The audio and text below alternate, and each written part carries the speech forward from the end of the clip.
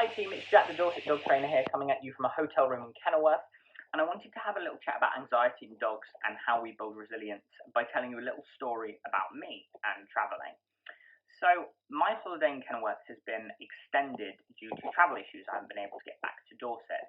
And I found out that I wasn't going to be able to get back to Dorset the night that I was meant to leave. I arrived at the train station, trains were cancelled, and I realised very quickly I had to do something because I had no place to stay. So I opened up booking.com. I found the best, cheapest hotel that I could that was also, good quality.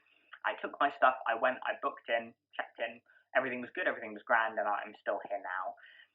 The reason that that's so important, and the reason that I was able to do that so fluently, is that I actually went interrailing around Europe for 2 months in 2021, and I had to do a lot of prior planning and prior learning about how to book places, how to deal with issues that would come up. And the reason that's relevant, and the reason you should know that, is that for a majority of my life I suffered from severe social anxiety. So that was my first time ever solo traveling that interrailing trip in 2021. So there was a big learning curve, and there were so many different things that I had to learn and develop the skill set of. Now, when I was in Europe interrailing, there were obviously things that would go wrong. There would be trains, there would be issues.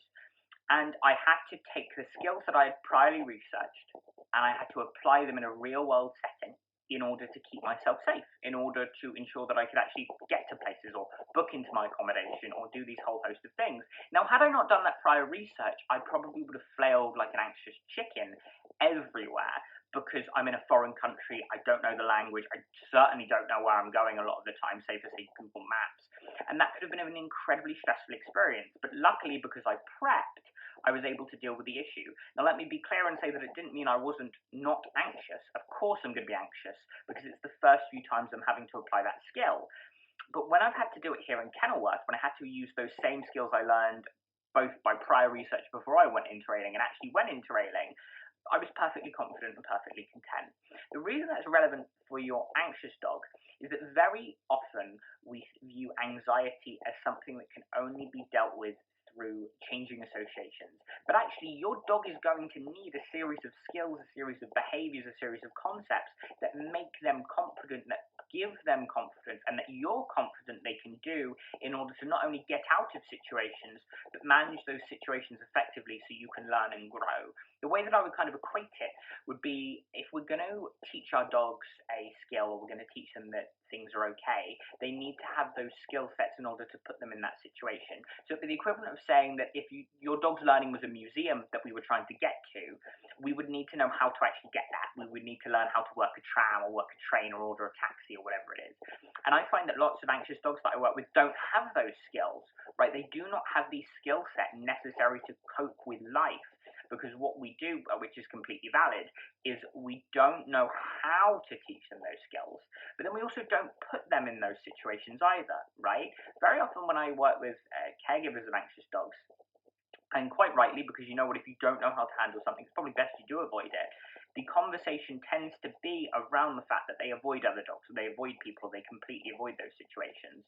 And the difficulty with that is that if I go back to my interrailing example, I could have done all the prep in the world, but it still needs stress testing. I still need to actually order those tickets. I still actually need to be able to navigate around that city. I need to actually make sure that I can get those train times on time. And so what I want you to think about today, and one of the key takeaways that I want you to have from my bizarre travel story, is that if you want your dog to be confident, if you want your dog to feel safe, then they have to have skills that they know how to access, that let them feel safe.